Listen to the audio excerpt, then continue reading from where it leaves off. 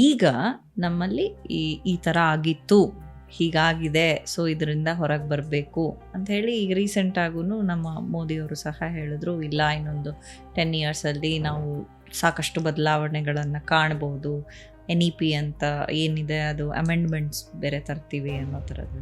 So ಈ ನಿಟ್ಟಿನಲ್ಲಿ ನೋಡೋದಾದರೆ what is the role of NEP ಮತ್ತು ಈಗ ಏನೆಲ್ಲ ತರಹದ ಚೇಂಜಸ್ನ ನಾವು ಕಾಣ್ಬೋದು ನಮ್ಮ ಮುಂದಿನ ಜನ್ರೇಷನ್ಗೆ? ನೋಡಿ, ನ್ಯಾಷನಲ್ ಎಜುಕೇಷನ್ ಪಾಲಿಸಿ 2020 ಏನು ಬಂತು, ಇದುವರೆಗೂ ಬಂದಿರುವಂಥ ಎಜುಕೇಷನ್ ಪಾಲಿಸಿಗಳಲ್ಲಿ ಪ್ರಾಬ್ಲಮನ್ನು ಸರಿಯಾಗಿ ಡಯಾಗ್ನೋಸ್ ಮಾಡಿರುವಂಥ ಮೊದಲನೇ ಪಾಲಿಸಿ. ಇದು ಪ್ರಾಬ್ಲಮ್ ಅಂತ ಡಯಾಗ್ನೋಸ್ ಆಗಿದೆ. ಬದಲಾವಣೆಗಳನ್ನು ರೆಕಮೆಂಡ್ ಮಾಡಿದ್ದಾರೆ. ಕಾಂಬಿನೇಷನ್ ಆಫ್ ಸಬ್ಜೆಕ್ಟ್ಸ್ ಯೂನಿವರ್ಸಿಟಿ ಲೆವೆಲಲ್ಲಿ ನೀವು ಸೈನ್ಸ್ ಸ್ಟ್ರೀಮ್ ಕೋರ್ಸ್ ಏನೋ ಮಾಡ್ತಿದ್ರೆ ನೀವು ಅದಕ್ಕೆ ಒಂದು ಹ್ಯುಮ್ಯಾನಿಟೀಸನ್ನು ಕಂಬೈನ್ ಮಾಡ್ಕೊಳ್ಬೋದು. ಡಿಕೊಲೊನೈಸ್ ಮಾಡೋದಿಲ್ಲ ನಮ್ಮ ಮನಸ್ಸುಗಳನ್ನು. ನ್ಯಾಷನಲ್ ಎಜುಕೇಷನ್ ಪಾಲಿಸಿಯನ್ನು ಬಳಸ್ಕೊಂಡು ವ್ಯವಸ್ಥೆಗಳನ್ನು ಕಟ್ಟೋದು ಕೂಡ ಸಾಧ್ಯ ಆಗೋದಿಲ್ಲ. ಸೊ ಹಾಗಾದರೆ ಈ ಡಿಕಾಲನೈಸೇಷನ್ ಅನ್ನುವಂಥ ಈ ಒಂದು ತತ್ವ ನೀವೇನು ಹೇಳ್ತಾ ಇದ್ದೀರಾ, ಅದು ಎಲ್ಲಿಂದ ಶುರು ಆಗಬೇಕು? ಇವತ್ತು ಫಸ್ಟ್ ಸ್ಟ್ಯಾಂಡರ್ಡಲ್ಲಿರುವಂಥ ಮಗು ಇನ್ನು 15 ವರ್ಷ 20 ವರ್ಷ ಆದಮೇಲೆ ಎಜುಕೇಷನ್ ಮುಗಿಸ್ಕೊಂಡು ಬಂದಾಗ ಅವತ್ತೇನು ಉದ್ಯೋಗ ಇರುತ್ತೆ ಅಂತ ಗೊತ್ತಿಲ್ಲ. ಎಷ್ಟು ಸಿಂಪಲ್ ಆಗಿದೆ.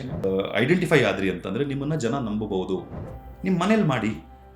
ಹೆಚ್ಚು ಸೇವೆ ಮಾಡಿದಷ್ಟು ಅಹಂಕಾರ ಕಡಿಮೆ ಆಗುತ್ತೆ. ಅಹಂಕಾರ ಕಡಿಮೆ ಆದರೆ ವ್ಯಕ್ತಿತ್ವ ವಿಕಸನ ಆಗುತ್ತೆ. ಹೊಣೆಗಾರಿಕೆ ನಾಯಕನ ಲಕ್ಷಣ. ಸೊ ಅವಕಾಶ ಸಿಕ್ಕಲ್ಲೆಲ್ಲ ಜವಾಬ್ದಾರಿ ತಗೊಳ್ಬೇಕು. ಯಾವಾಗ ಏನೇ ತಪ್ಪಾದರೂ ಅದರ ಹೊಣೆಗಾರಿಕೆ ತಗೊಳ್ಬೇಕು. ನನ್ನಿಂದ ತಪ್ಪಾಯಿತು, ಇಂಥ ತಪ್ಪಾಯಿತು, ಸರಿ ಮಾಡ್ಕೊತೀನಿ, ಡನ್. ಲೀಡರ್ ಆಗಿ ಡೆವಲಪ್ ಆಗ್ತಾ ಹೋಗ್ತಾರೆ. ಮಕ್ಕಳು ಮನೆಯಲ್ಲೂ ಕಾನ್ವರ್ಸೇಷನ್ಸ್ ಇದ್ರೂ ಸುತ್ತಮುತ್ತನೇ ಆಗಬೇಕು. ಆವಾಗ ಗ್ರ್ಯಾಜುವಲಿ ಅವರು ಯಾರ ಅಂಶಗಳಲ್ಲೂ ಡೆವಲಪ್ ಆಗ್ತಾ ಹೋಗ್ತಾರೆ.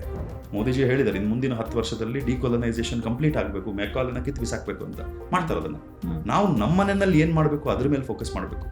ಸರ್ಕಾರ ಅದು ಮಾಡಲಿ, ಸರ್ಕಾರ ಅದು ಮಾಡಿಲ್ಲ, ಇದು ಮಾಡಿಲ್ಲ ಅಂತ ಬೈಕೊಂಡು ಕೂತ್ಕೊಂಡ್ರೆ ನಾಳೆ ಬೆಳಗ್ಗೆ ನಮ್ಮ ಮನೇಲಿ ಅಡುಗೆ ನಾವೇ ಮಾಡ್ಕೊಬೇಕು.